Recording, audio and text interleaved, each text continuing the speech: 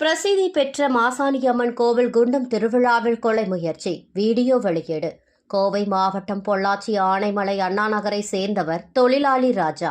இவர் அதே பகுதியை சேர்ந்த சந்தானகிருஷ்ணன் என்பவரது மனைவி கிருஷ்ணவேணியிடம் பழகி வந்தார். ராஜா மற்றும் கிருஷ்ணவேணி கடந்த 2 ஆண்டுகளுக்கு முன்பு வீட்டை விட்டு வெளியேறி தனியாக வசித்து வருகின்றனர்.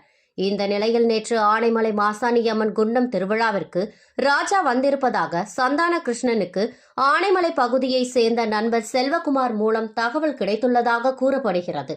இதனை அடுத்து நெடுஞ்சாலைத்துறை அலுவலகம் அருகே ராஜாவை பார்த்த சந்தான கிருஷ்ணன் கத்திரிக்கோளுடன் சென்று அவரை 5 இடங்களில் குத்தினார். இதில் படுகாயம் அடைந்த ராஜா நிலை தடுமாறி கீழே விழுந்தார். இவர் மீட்கப்பட்டு பொள்ளாச்சி அரசு மருத்துவமனையில் சிகிச்சைக்காக அனுமதிக்கப்பட்டுள்ள நிலையில் சந்தான கிருஷ்ணன் மற்றும் இவரது நண்பர் செல்வகுமார் இருவரையும் ஆனைமலை போலீசார் கைது செய்து விசாரணை மேற்கொண்டு வருகின்றனர். ராஜாவை சந்தான கிருஷ்ணன் கத்தியால் குத்தி கீழே தள்ளிய வீடியோ தற்போது வெளியாகி சமூக வலைதளங்களில் வைரலாகி வருகிறது.